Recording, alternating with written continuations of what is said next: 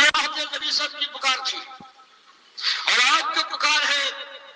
درد مند دل کی، وہ یہی پکار ہے کہ ابھی 1500 سال، ابھی پورے 1500 سال پورے نہیں ہوئے، 1400 برس سے گزرے، ابھی 1500 سال میں بھی 100 سال باقی ہے۔ اور پھر اس امت کا حال ہے، قرآن اس کے پاس موجود اصلی حالت میں، قرآن کی تفسیر بخاری کی شکل میں اصلی حالت میں موجود، تاریخ اسلامی میں صحابہ کرام کی جانثاری اور اللہ کے لیے اپنی جان کی قربانی کے سارے مناظر ہیں وہ موجود، اور اس کے بعد وہی روش ہے۔ اب غوث کوئی تمہارا حال ہے، اب اولاد ہو تو وہ غوث بخش بن جائے گی، اور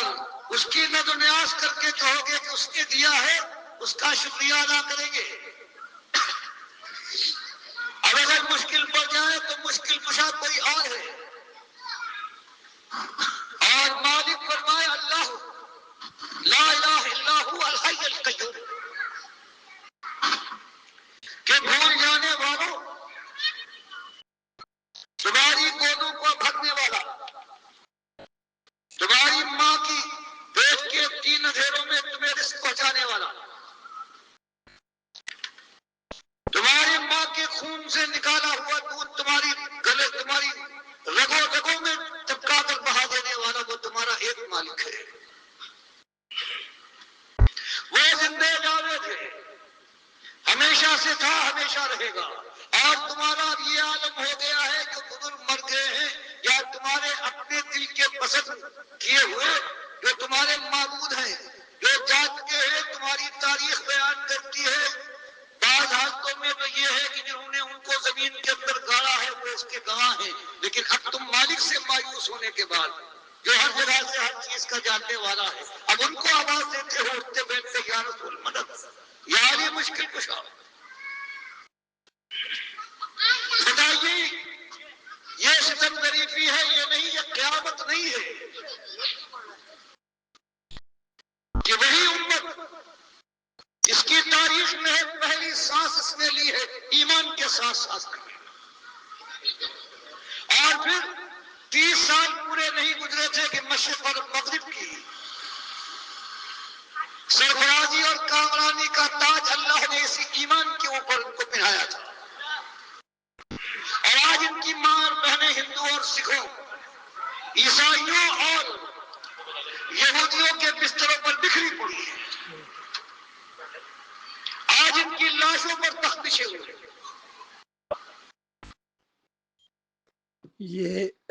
درد من دل کی آواز ہے ڈاکٹر مسعود الدین عثمانی رحمۃ اللہ علیہ کی،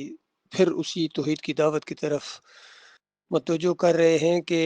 اللہ کو بھول جانے والوں ایمان خالص کی طرف واپس لوٹو،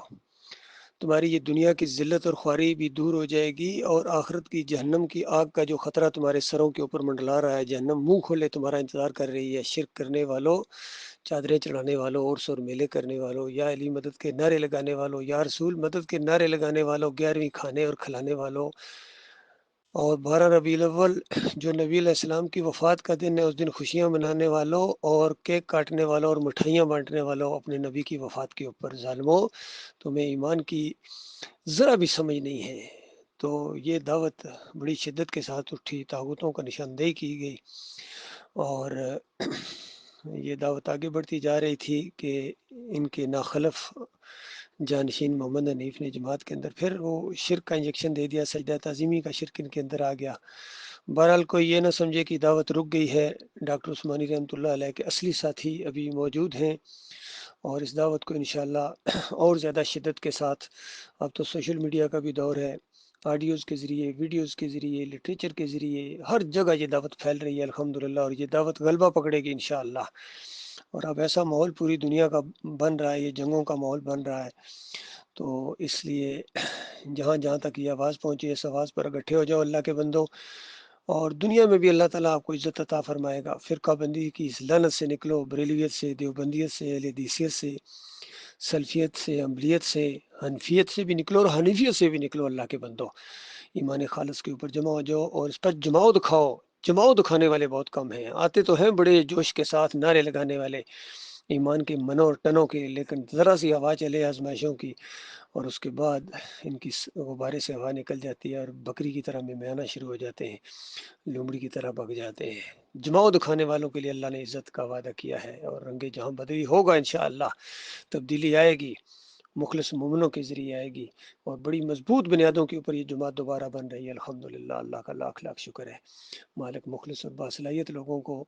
ہمارے قریب کرے، ہمیں ان کے قریب کرے، اور اس طریقے سے اللہ کے راستے کے یہ جالے، یہ توحید خالص کے لیے، رد شرک کے لیے یہ آگے بڑھتے جائیں، اور اس طرح پوری دنیا پر اسلام کا غلبہ ہوگا انشاءاللہ۔